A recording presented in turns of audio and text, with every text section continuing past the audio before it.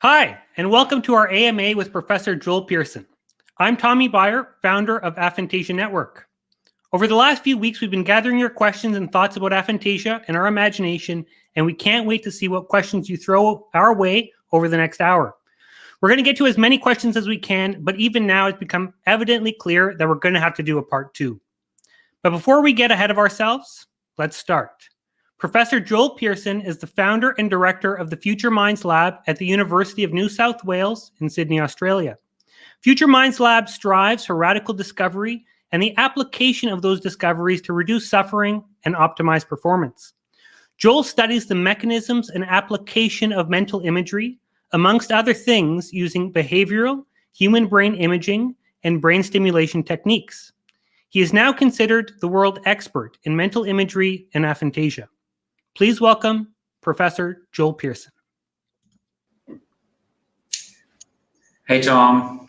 It's great to be here. That cool intro. Very nice. Cool. Thanks for joining us.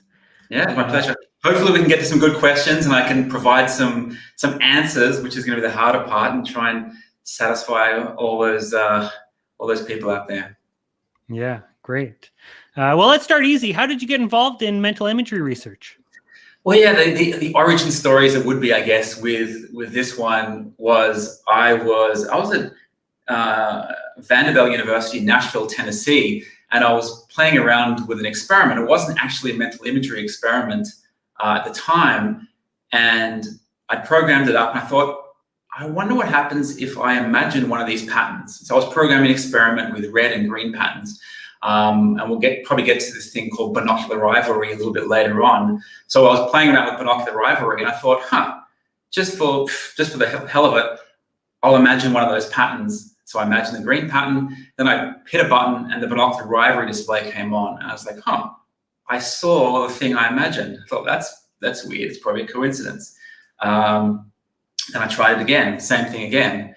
I thought, I'll imagine the other color, imagine the red. And I flashed on this binocular rivalry illusion again, and I saw the red. And I was like, this is strange. What I'm imagining, what I'm visualizing in my mind's eye is changing how I see this visual illusion, this binocular rivalry illusion.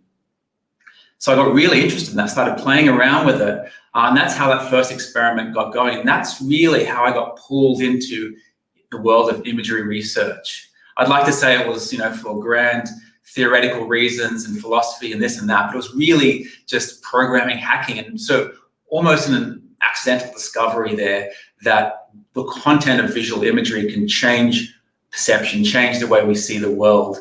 And then that discovery sort of went on. We did a whole big paper on that, and since then there's been many more papers utilizing that illusion to measure mental imagery, to measure visual imagery. So it was almost like an accidental discovery, which is, I think, really nice, nice part of science. Awesome. Yeah, that's really great. And we're so glad to have you here to continue that. Let's get to some of the questions. Maybe we can start kind of at a high level. What's happening in an aphantasic brain? Why can't we imagine pictures? That is the question, right? And so what we know so far, and we know most of the research, so we've been studying mental imagery, visual imagery in general now for 12, 13, 15 years. And we've got a couple of good clues so far. We know that, one, the size of visual cortex, right? So that's the little part of your brain back here, the pointy part of behind the pointy part of your skull is your visual cortex. And when people have a smaller visual cortex, we tend to see that their imagery is stronger. So that was the first piece of the puzzle. Then in subsequent work, we looked at something called cortical excitability. And there are a number of ways you can think about that, but an easy way to think about it is just how noisy those neurons are in your brain all the time. So when the neurons back here are actually quieter, people also seem to have stronger imagery.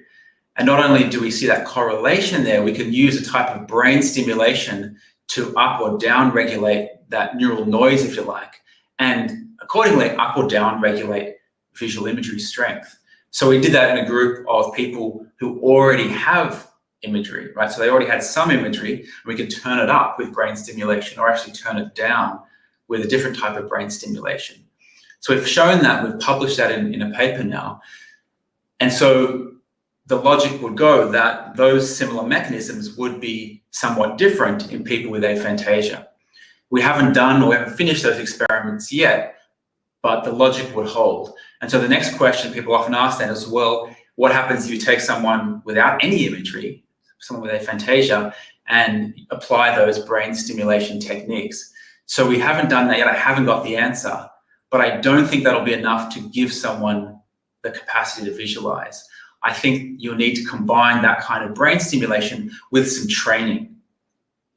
Just to elaborate quickly on that, if you think about a language, there are language parts of the brain. You can stimulate the language parts of the brain and you can change how people can speak the language.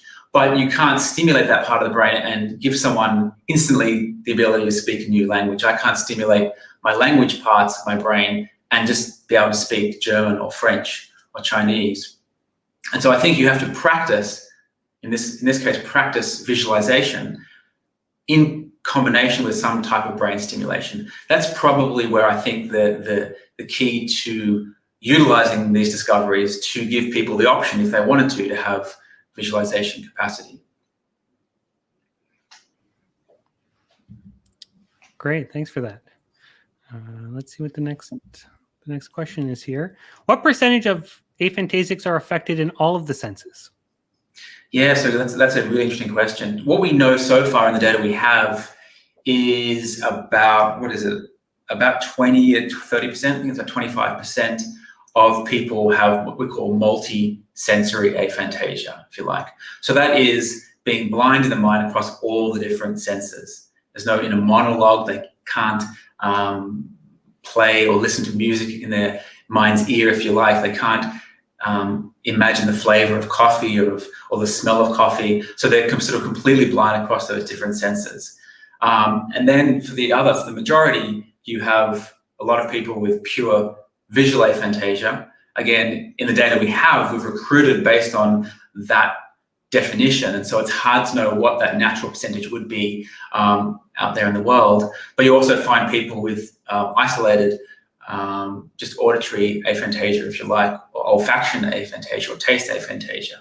Yeah, but we do see that there is this group of people that are completely blind in the mind, if you like, across all their senses. I would fall in that 25% myself. No imagery in any of the senses, which I see some comments here coming in. Do you think it's due to nature or present at birth? That's from that's a great question. So we've been using the phrase congenital, so like born with aphantasia. There is also acquired aphantasia. There's a number of cases now where people through different means have acquired aphantasia later in life. So there have been some through some accidents, through surgery. There are some cases from people taking medication that seem to have induced aphantasia. But then there are these other group of cases, congenital, where people have had aphantasia for as long as they can remember, or they've always just thought like that. Their brain has always behaved like that. So we haven't done the study where we would test, babies or young children and follow them through yet. But as far as we know, then there is a subset of people that would either be born with that or acquire it very early in life. And so if that's the case, it does suggest that there could be some hereditary factor. There might be some genetics involved there. Interestingly, before I mentioned visual cortex size, we know that the size of your visual cortex across the population changes a lot. There are people with sort of visual cortex 3 or 4 times larger than other people. And I think there's some genes that code for that. So there are some genetic contributions to the size of your visual cortex. That tends to correlate with visual imagery strength. And so it makes sense that there is some genes maybe that may be affecting aphantasia. But we haven't got all the data yet to really be sure. Yeah. For myself, I think it's always been from birth. Thanks for that question, Mary. Yeah. How does aphantasia affect our memory? Yeah, so memory is a big thing, right? There are many different types of memory. So We can think of short-term working memory, it's called. So trying to remember a phone number, trying to remember what I just did a second ago. And we've shown that for visual working memory, so when you have to remember visual things, visual patterns, people who have imagery tend to use imagery as a mnemonic, as a memory aid to remember things.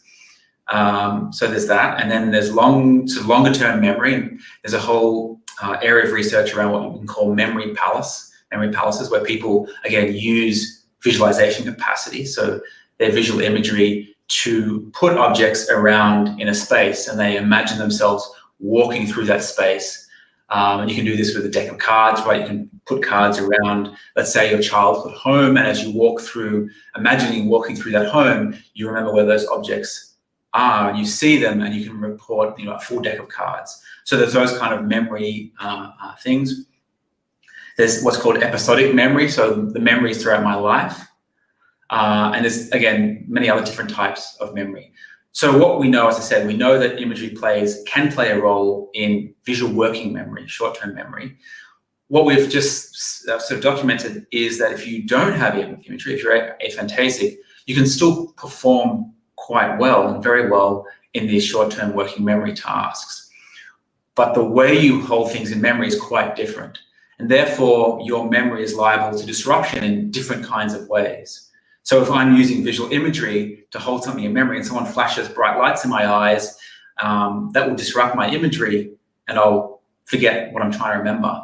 If I don't have imagery, I'm going to use a different strategy and different brain mechanism to remember that. And so if I flash lights in my eyes and I'm using a high-level non-visual strategy, if you like, then I probably will hang on to those memories.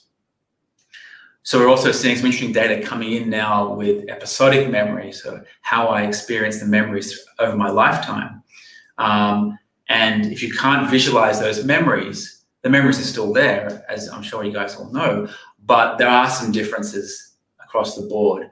So we've done some work on that. It's not been published yet, but there are some subtle differences across the board. Obviously, the memories are less vivid in terms of sensory details. And there also seems to be some effects in terms of the number of details that you can recall without imagery. So they're the two sort of main areas. Again, there's all kinds of other kinesthetic memory for sports, learning a new sport, all those kinds of things. And there is some evidence that imagery can be used for training. If you've ever watched the Olympics and what's it called, the thing where you're in the little bobsled thing going down the ice, you see people practicing and imagining each turn, right? They have to sort of have it really tightly memorized and they'll visualize it. And so visualization is a strategy across many sports. And so it would logically then hold that if you don't have the capacity to visualize, then those sporting experiences and training might also be different, but it's still early days. We don't really know that for sure yet. Here's a question from YouTube. Question for Joel. Is there a formal diagnosis for aphantasia? Is it viable for one to be formed in the future? And would it be more of a neurological one or a self-report? Yeah, so that's a great question. That's something that, lots of medical doctors and neurologists are asking, and individuals, of course. So me and Tom have discussed this a lot. So at the present, so let me back out a bit. So the difficulty with visualization and mental imagery has been that up until recently, you had to self-report. You had to use a questionnaire, right? And when you do a questionnaire, you've got to imagine a sunset and then report your experience about that. And we know from tons and tons of psychology research that while questionnaires are great, different scenarios can really influence the data. If someone's giving you the questionnaire, you're trying to impress them, you'll answer it quite differently to if you're sitting there by yourself. And so when we use questionnaires, depending on who the participants are, if they're undergraduates, if they're people in the general public, what time of day, it can influence the data. So that was the gold standard. Now we've developed this binocular rivalry method where we can measure the sensory strength of visual imagery, and we can make that quite objective. I'm happy to go into the nerdy details of how we can do that, even without self-report now. We have some other papers in the pipeline where we have even more objective physiological measurements using skin conductance, using pupil response, and some other methods. And so the way I think it's trending is that rather than using one single method, it will be sort of two of those. You'd have like an imagery index or an aphantasia index where you might combine, let's say, a questionnaire with the binocular ivory method, or the questionnaire with some kind of pupil response measurement. So you want to combine a subjective measurement with an objective measurement and have that as the aphantasia or mental imagery index, let's call it for now. And that's probably as close as we can get to some kind of diagnostic criteria.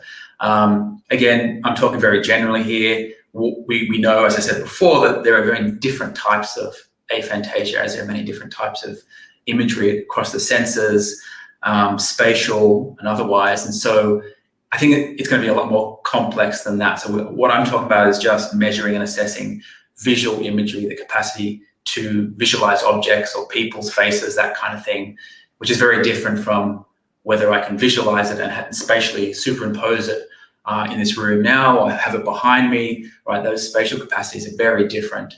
So I think as time goes on, we'll build out that index with different measurement techniques. Ben, great question. Yeah, that's a great one. Here's another one from Peter. How does aphantasia impact emotional regulation? That's a great question. So yeah, the historical research on mental imagery and emotion is really, really interesting. And so we know from a lot of research that anxiety is closely linked to mental imagery. And in fact, if you look at the definition of PTSD, you'll see it more or less describes, if you like, uncontrollable traumatic images that flash into your mind, right? And so there is some leeway there to have, I guess, PTSD without images, but on the whole, it's normally defined that way. And so we know that imagery plays a role in PTSD. We know that people with stronger imagery are more likely to go on to get PTSD after a traumatic experience. And we see imagery related to other things. So we've looked at Parkinson's disease and hallucinations there, and the strength of imagery goes on to predict the probability, if you like, of having hallucinations there. We see an elevation in imagery strength in schizophrenia. So this sort of change in imagery strength, in fact, an increase in imagery strength tends to be associated with, I guess, sort of negative symptoms in a number of diseases. So again, we're doing this research now, so I can't talk too much about it, but it would then hold that there should be differences across the board if you don't have any visualization capacity, right? So the logic would suggest if you may be less likely to go on to get PTSD after experiencing a trauma. So we have a paper probably coming out around the end of next week, I think, where we sort of try to look at the link between thoughts and emotion. We have a preprint of this, which has already been up on a server for a while. So in this study, we had people sit in a dark room. We put a skin conductance measurement thing on their fingers as a proxy to tap into the emotional activity in their brain. And they're reading out emotional scenarios on the screen. So they're sort of reading things like, you're swimming in the ocean, you see a shadow come underneath you, something bumps your leg, you look back to the beach and people are screaming at you, and sort of quite emotive, scary things. And we can measure that skin conductance. And people with imagery, as they're reading these scenarios, their skin conductance level goes up and up. And that's a nice proxy of their fear response as it's building. Our group of participants without imagery didn't really have that effect. It was much more flat. Again, I'm talking about, on average, they're looking at these two groups, right? So there's variance for any single individual. So those data really suggest that imagery plays this really interesting role to support, if you like, our thoughts and emotions, and having this sort of sensory simulation in between there links those two and really lets us, or you could almost say it tricks the brain almost into thinking that some of the content of our thoughts could be real because our sensory parts of our brain are active. Yeah. Great. All right. Lots of questions coming in here. Melanie says, do you think aphantasia can have a positive impact on dealing with trauma due to the inability to revisit?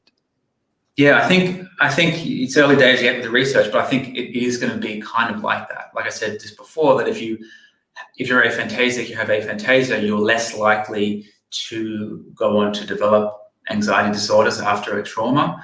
You'll be less likely to have PTSD. We are looking at some studies now looking at sort of mind wandering and thought control. So there's some interesting things you can do where you say, hey, don't think about the white elephant or the pink elephant, right? How much can I control my own thoughts? And I think imagery also plays a role in that process as well. So it would stand that if I don't have imagery, I should be able to control what I'm thinking about a little bit better as well. Yeah. Great. Okay, here's a question from Victoria. Does having aphantasia influence our personality, or are the many common traits just coincidences? Yeah, great question. Yeah, I mean, the straight up thing is we don't know yet. There are some studies that show some correlations, I think, between some personality traits and imagery.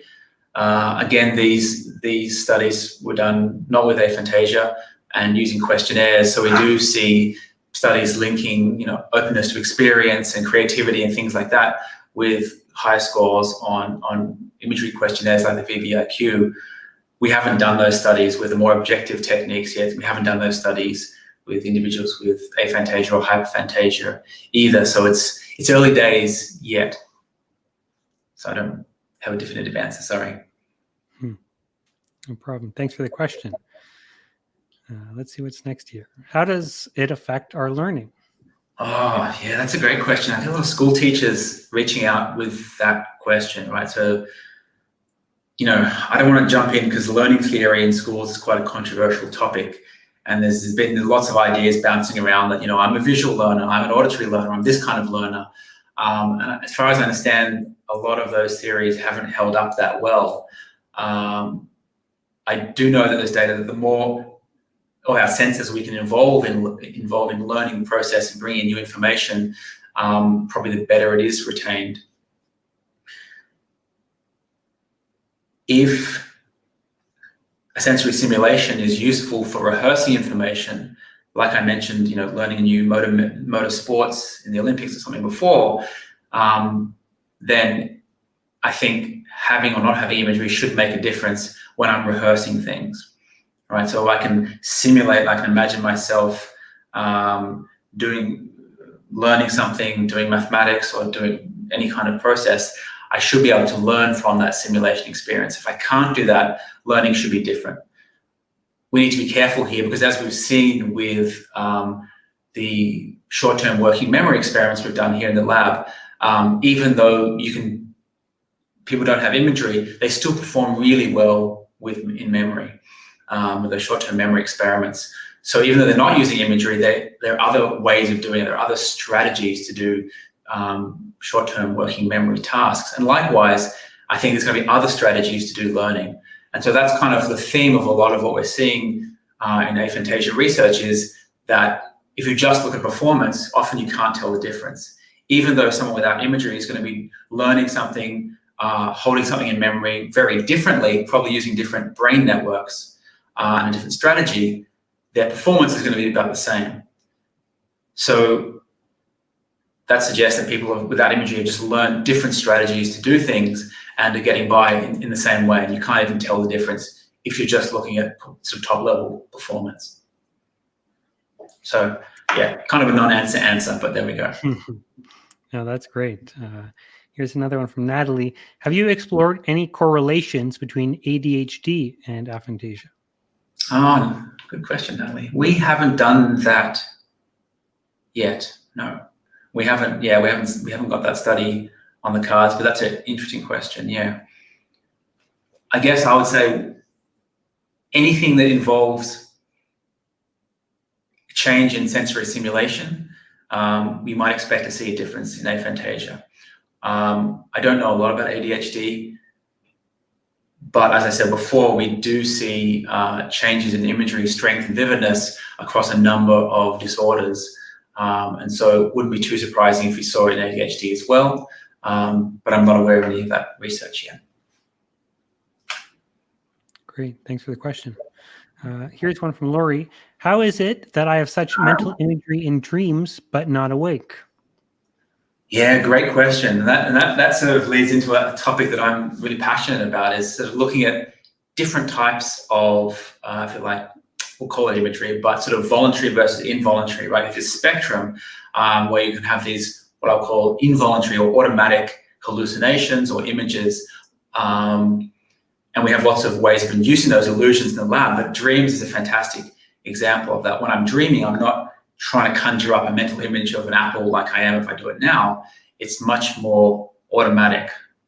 So we have some data we've collected on dreams, and we see that some people with aphantasia dream, some people not so much. On average, if you look at that as a group, you do see across the board differences, much less sensory details, things like that. But there seems to be a lot of variance there. We have one person who just reports not dreaming at all, someone who reports dreaming fairly normally with aphantasia. Again, we've done this research so far only with questionnaires we've given people. To do really good sort of dream research, you want to wait till people go to sleep, go into REM, so rapid eye movement, wait till they should be dreaming, wake them up and ask them to report about what they're dreaming. And that way, you're not relying on the memory of those dreams so much. And so as far as I know, no one's done that with aphantasia yet, but that'd be a fantastic experiment. But coming back to the essence of your question, I think there's going to be a difference in the mechanisms behind this voluntary and involuntary imagery. And so, again, it won't be the same for everyone with aphantasia, but I think when it's automatic and you don't have to voluntarily create that mental imagery, there's going to be slightly different brain mechanisms, and hence you'll have people that cannot voluntarily visualize, but can do or see some of these involuntary types of dreaming, some of the visual illusions we use in the lab. Yeah, so I think there's going to be a sort of distinction there between the voluntary and involuntary. Yeah, such an interesting one for sure. Thanks for that question, Lori. All right. Let's see what's coming up next here. Oh, okay, I think I'll pick one myself. How reliable is self-report? Oh, controversial topic. I don't want to say too many bad things about self-report and offend all my colleagues, but it, like I said, it's for certain things, that's all we have, and so it's great. But it's not as reliable as an objective measure. So what we want to do when we're looking at brain mechanisms of anything is try and get an objective way to measure that. And that's one of the things we've really tried to do across a number of topics here in the lab. And so if you look at the last sort of 10, 12 years of mental imagery research, once we had objective ways to measure that. So the binocular rivalry method was really the first way to do that behaviorally. And then we, on top of that, we have ways to do that in a brain scanner with fMRI. And then those other methods I mentioned. In addition, we can do skin conductance and pupil response now. And so going from subjective to objective really gives us a much more reliable data sets. And once we have those, we can start looking at the hood, we can start figuring out the brain mechanisms, the brain networks, like we've been doing with the cortical excitability, the size of visual cortex. That kind of research is just too hard to do with subjective self-reports. And so, yeah, I mean, questionnaires are really good. And if you don't have anything else, they're gold, right? They're fantastic. But all kinds of things can influence questionnaires. Just like if you're doing an interview, right? With a job interview or any interview, it's really liable to different kinds of influence, right? The kind of clothes I'm wearing, a white lab coat, a suit, or a t-shirt, and I'm interviewing someone that can change the dynamics of the interview, can change the data. And likewise, the context around the questionnaire, when they're doing it, where they're doing it, what's happened in that day can also influence the questionnaire data. So it is much more liable to noise and disruption. But again, if that's all you have, then that's all you have. Great. Here's one for you. Is imagination and visualization the same thing? Yeah, a lot of people like discussing that. Yeah, well, I think I'm not a huge fan of getting stuck on semantics. Well, I think they're not the same thing. Visualization is a more specific term just for visualizing how something looks, thinking about the way an apple looks. Imagination gets used by different people. It's been sort of stretched out to include, some people use it to include creativity and other things. It still has the word image in it, right? So imagination. So I still think of it as meaning creating images, so more similar to visualization. Other people, like I said, have stretched it out to include creativity. I mean, they're just words, right? And so what I care about is understanding why someone can visualize, why someone has strong mental imagery, why they have a strong imagination, and why someone else doesn't, and all the mechanisms underneath that, and then turn that information into tools that we can optimize and help people if they want that. We can always come up with new words, new definitions for these things, but we want to discover the underlying mechanisms. We want to figure out how these things work. And I'm not too fussed which words we use, as long as we're clear and we use those words in the same way. So if imagination, I've used that word before in the title of papers. If it's too confusing, then I'm happy to stop using it and pick a different word.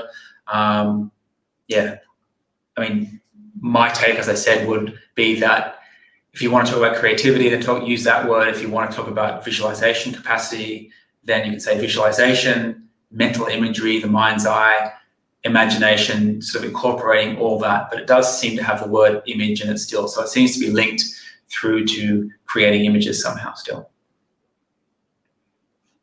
Great. Thanks for that one. Okay. Lots of questions still coming in. This is great. Is a cure theoretically possible?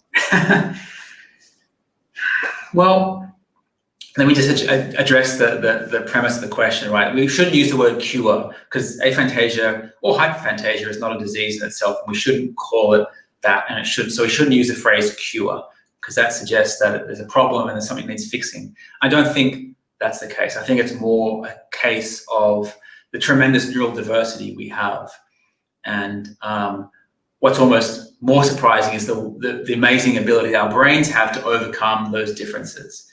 Like I was saying before, our brains can function in such different ways. And if you just look at performance, even on some of the lab tasks, you can't tell that people are doing memory tasks in completely different ways. So I think it's part of the spectrum of being human, of having diversity, having different brains and therefore different minds. So I don't think it's a disease that needs to be curing. That being said, when I've asked, and it'd be great if you guys want to sort of jump in here and say, vote if you would, if we had a way to, like I said, you go through a training regime along with brain stimulation, for example, and then you have imagery.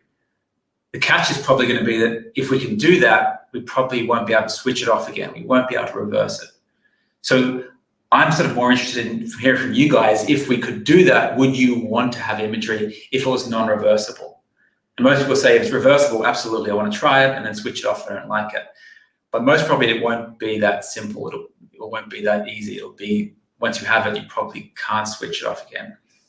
And so I'd love to hear some way to vote on the platform if you would like to have imagery. And it's a bit of a gamble, but yeah.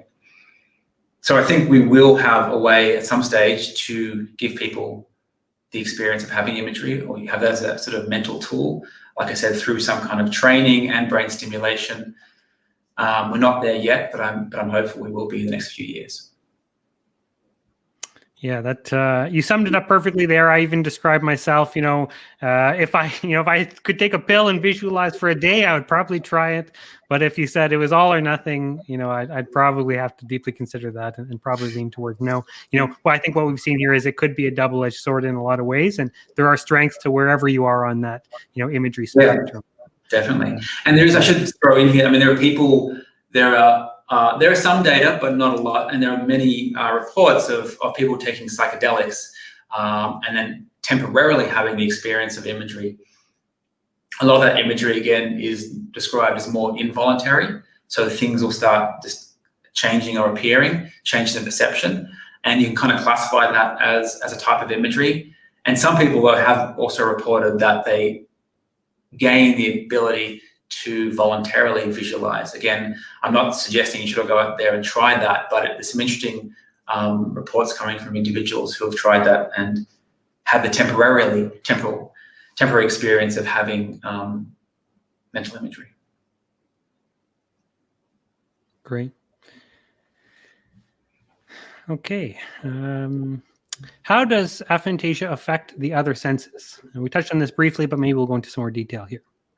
Yeah, so we, like I said before, right at the beginning, that maybe the first question, that we see that a subset of people from the minority of people we've tested so far, but that could be a result of how we're recruiting and how people come to us, have multisensory aphantasia. So they cannot create a sensory simulation in any of their senses.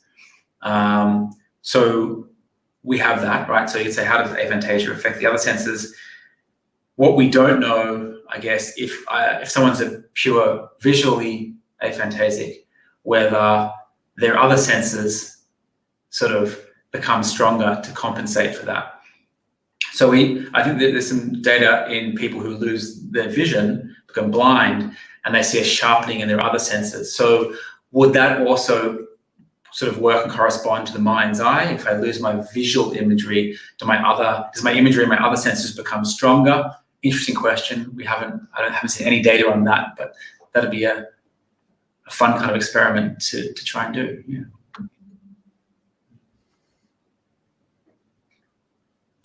All right, here's a question from Peter. Aphantasia and the experience of sexuality. Aphantasia. We haven't run any experiments that would speak to that. I haven't seen any data to speak to that. I guess, like I said before, I have heard people who have aphantasia talk about sexual fantasies and not having imagery, that they're missing out on this whole fantasy world, right? So as I said before, anything that is going to benefit or change from a sensory simulation, imagining, particular scenarios, is going to be different with or without imagery. So I imagine that kind of sexual fantasy world would be very different without imagery. But again, interesting question. I haven't seen any data on that. I'm not sure or aware of anyone doing that kind of research. But yeah, interesting question that probably has some implications for lots of people. All right, here's another one from Andrew. Is aphantasia known to be genetic? Are my children also likely to have a similar lack of mental imagery? As I said, yeah, there's some evidence that there might be some degree of hereditariness, if you like, in aphantasia. I don't think we've mapped out those genes yet, but I think there's some data starting to come in now from different labs suggesting that there is some element. We're seeing a few more cases within families than you would expect by chance. Again, that does not mean that if you are aphantasic that your kids will necessarily be. It just means there might be a higher probability of that running in families, but it won't be anywhere near 100%. So yeah, as I said, there's some clues that are suggesting there might be a genetic component. The exact mechanism of that, if it's a direct genetic component or not, we don't know yet. But stay tuned. As soon as I hear something, I'll let you know. Thanks for the question, Andrew. Okay, let's see what's next here. I'll pick one here. Okay, what research is currently being planned? Oh, great question. Give out all our secrets. No, that's why I'm here. So yeah, we have a long list of planned to do experiments, and we've got a whole bunch of those underway already, and there's a long list of ones we want to do. So I think the PTSD question is really interesting. We've got a couple of different experiments at the moment looking at models of PTSD and how that may be different or not without imagery. Mind wandering and thought control, we're doing some experiments there. How much control do I have over my thoughts with or without imagery, right? And so the paper that's coming out next week shows that imagery links our thoughts to emotions, right? And so you take away imagery, that thought experience is going to be quite different. The emotion is going to be a little bit lower. And so things are going to be different around thoughts. Yeah, I'd like to start looking at creativity as well. I think that's interesting.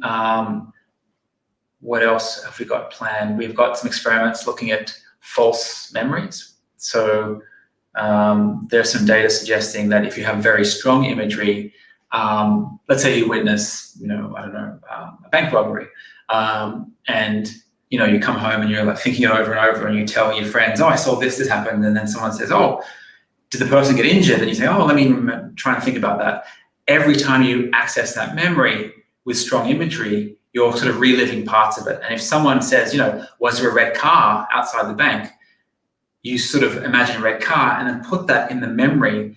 And then what it looks like is happening is that memory kind of blends into the original memory. And then the next day when you try and think about it, what happened, the red car pops up. So if you have strong imagery, your memory actually gets corrupted more. It's kind of, you have these false memories that can be injected into your memory. And so the logic again will hold that if you don't have imagery, you should have more stable memories over time, and they should be less liable to disruption for those kinds of eyewitness memories, which I think is an interesting thing. So we've got some experiments planned around that. And then the big one that we have planned but we haven't started yet, which is sort of a large-scale training and brain stimulation experiment, trying to take people with zero imagery or purely aphantasic and see if we can give them some imagery.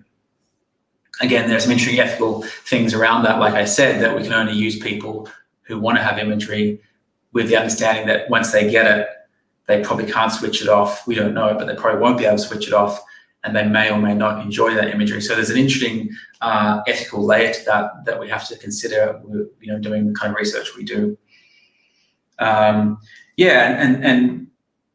there are hundreds more experiments we want to do. So I guess mapping out the terrain of things that we might, if you have imagery, you tend to use imagery for. Anything that might benefit from a sensory simulation, and how is behavior and thoughts going to be, cognition, be different without imagery in those scenarios. And there's a long list of those things.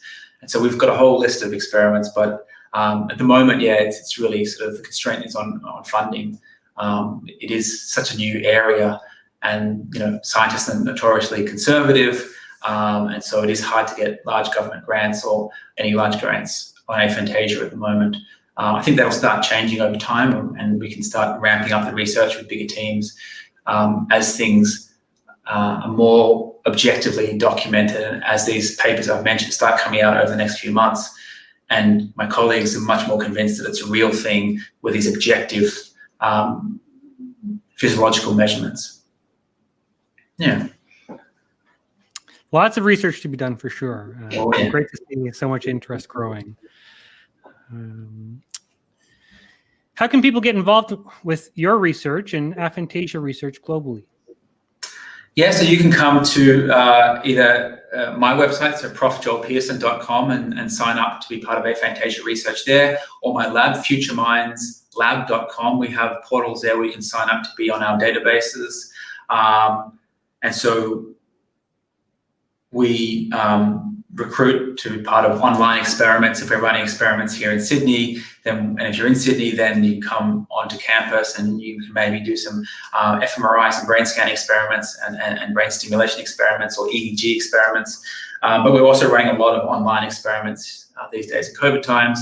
And so, it doesn't matter, wherever you are in the world, sign up and you can be part of our research and help out there. You can also be part of the Aphantasia network, and sign up to be on their database, and that sort of can plug you into not only our lab, but other labs as well.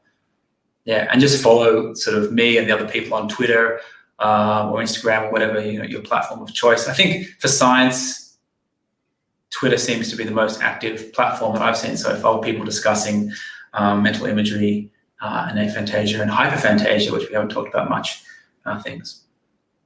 Yeah, hopefully we'll get to that before the end. And I'll add that we do have a newsletter at aphantasia.com.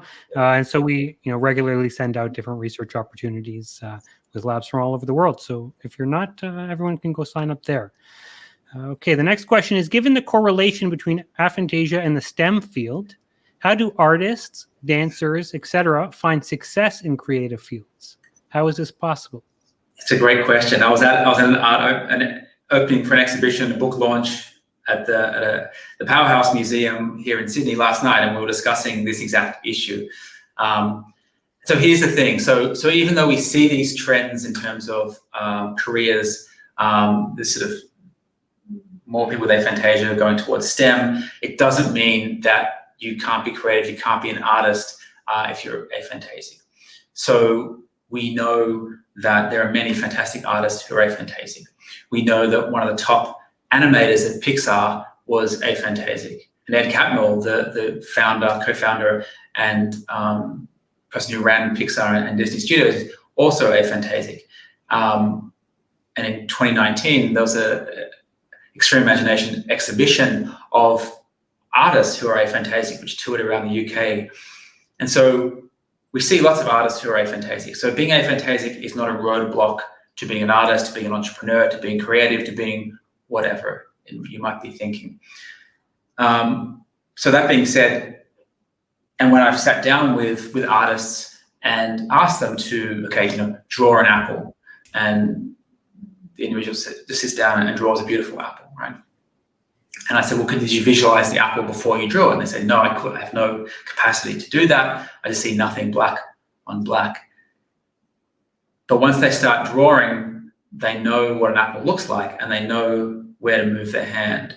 And so that sort of real-time interaction with the pencil enabled them to draw a really beautiful and accurate apple, even though they didn't or couldn't visualize it right before, moments before. And so you don't need to have a mental image in your mind's eye to be able to draw things realistically. You don't need a mental image to be creative.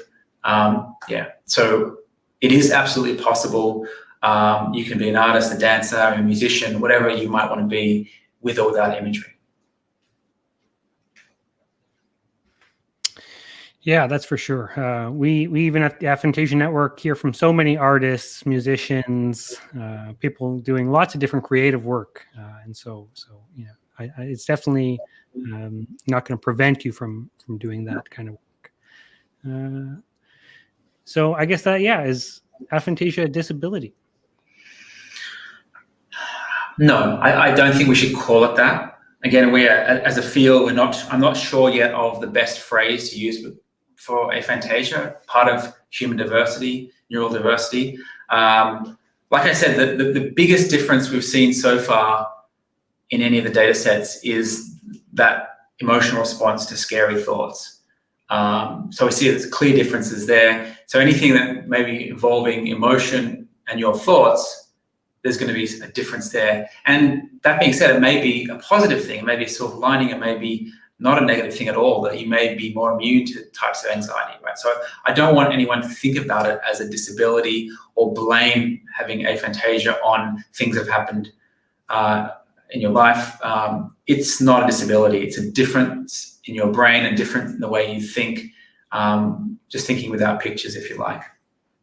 And most of the experiments we've seen that there aren't huge differences, right? And that's why you will have people, and many people when I give a public talk will discover that they are aphantasic, or more often it's the other way around. They discover that other people can visualize, and they're utterly shocked and floored by this discovery. And it happens over and over. And so the simple fact that they've spent their life thinking that the mind's eye and mental imagery was a metaphor, it wasn't a real thing that you could experience. But then their lives, they haven't even noticed the differences in their life. So it's not a disability. We shouldn't think of it as that. Thank you. Totally agree with that. Okay, here's the question that's popped up on the screen more than once now. Is there any correlation between IQ and aphantasia? Good question. Do we have any good data sets on that? We haven't done that. I'm trying to think if Adam Zeman has any data on that. I don't think I've seen any data sets linking those two. I don't know the answer. I haven't seen it yet, but an interesting experiment to run. Yeah, you'd have to be careful how you define IQ, because some of the subcomponents of those tests might involve types of visualization or memory, and so you might expect that some subcomponents could be different. and you need to be careful how you interpret that. Okay, here's another one. Does the degree of aphantasia in the general population follow a normal distribution with aphantasia and hyperphantasia at the tails, or is there some other kind of distribution? Oh, good question. Really good question. Yeah. I mean, in the data sets we've seen, I think it's pretty normal. Certainly in the many hundreds of people we've tested with the objective methods we have here, it tends to be fairly normal. With the peak somewhere in the middle there, sort of normal distribution and flattening out with these sort of longer tails to the hyper and to the aphants. And I think, I mean, Tom, you've got Aphantasia Network has a huge data set now of VVIQ data. I'm trying to remember, I think that's fairly normal, just a normal distribution as well, doesn't it? Yeah, I mean, we have a big selection bias, of course, being hosted on, aphantasia.com. So it's hard to say, is it representative of the general public? Sure. But we definitely see a wide distribution. But actually, on our data set, we see spikes on both ends. So we see the biggest numbers on either end and kind of flat throughout. But again, I don't think it's representative of the general public because you have to be searching aphantasia to find it. So that's going to bias your selection that way. So yeah, really interesting to see kind of as the research scales to more general public to see how that. Yeah, I mean, what I'm interested as well is what I see an important question is having no imagery, being truly aphantasic, different categorically somehow to having a little bit of imagery kind of thing. Is it a smooth function or is there really a step there? And that something is just totally different to nothing. You have similar questions. We kind of know less about hyperphantasia, right? So we haven't got a good definition for that yet.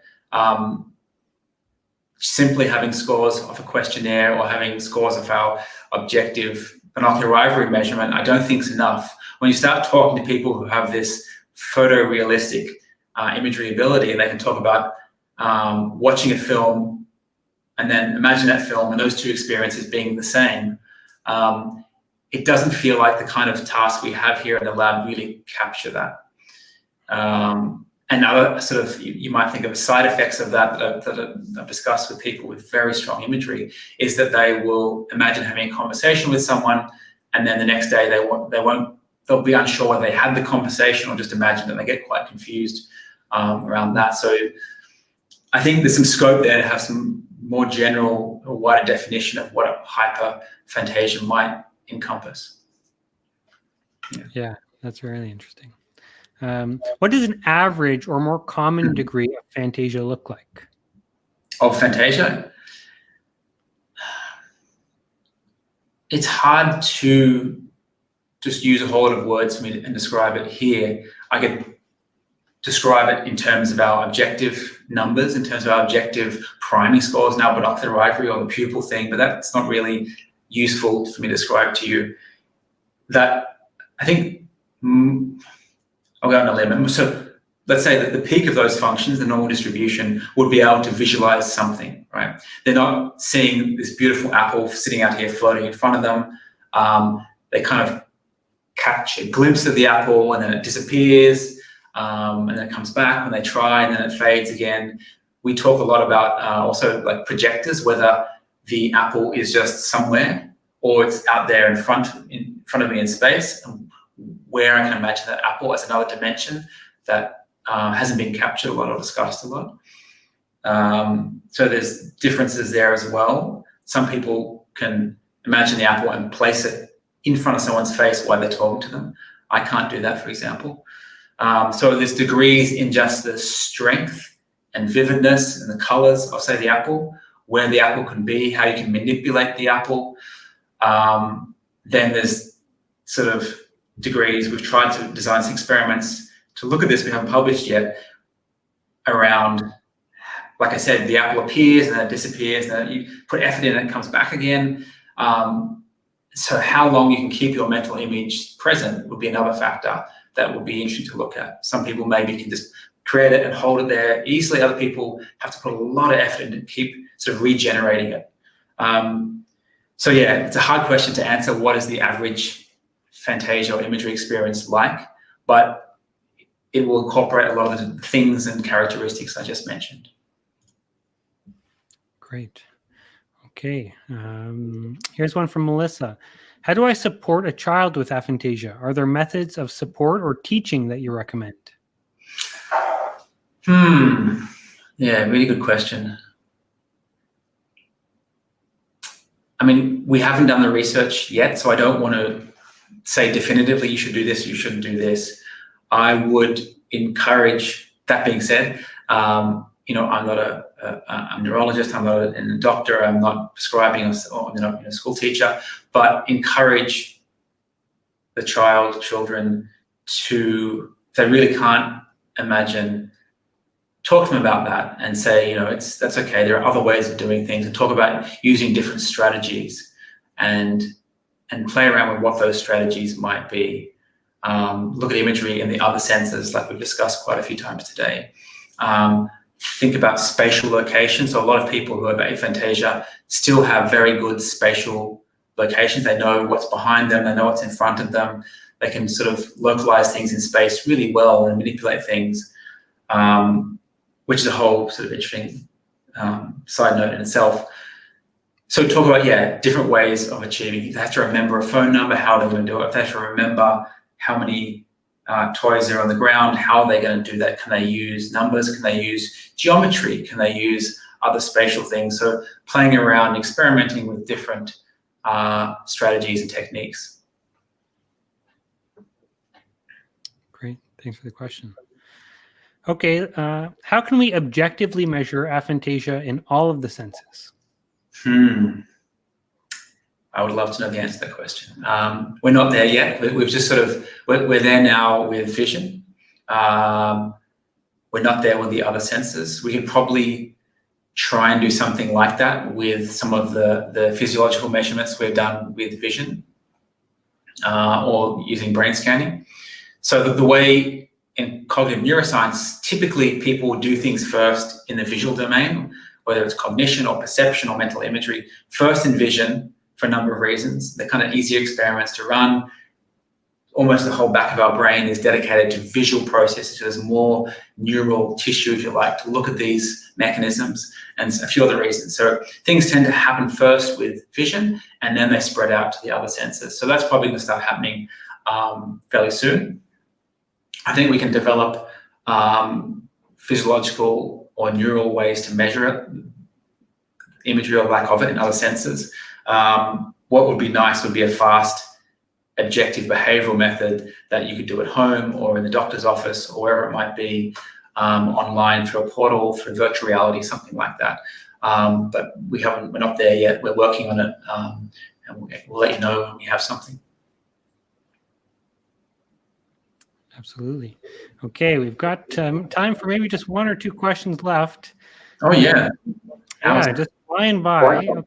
Lindsay says, what are your thoughts about aphantasia combined with synesthesia? Yeah, interesting question and kind of a controversial question. So we know what aphantasia is. Synesthesia is a condition, or again, something similar in terms of neural diversity. And the most common way that shows up is people have colors associated with letters or numbers. There are other cooler types of synesthesia where you have flavors associated with sounds. Someone will play some music and you'll have taste, or maybe it's taste and color, but your senses are kind of cross-wired. It's the best way to think about synesthesia. And all the research up until recently had shown that people with synesthesia had stronger imagery. And we've done some research with that. So we sort of developed a way to utilize the binocular ivory method that I mentioned before as an objective, reliable way to measure synesthesia in a similar way. And in that study, we showed that, again, people have stronger imagery who are synesthetic.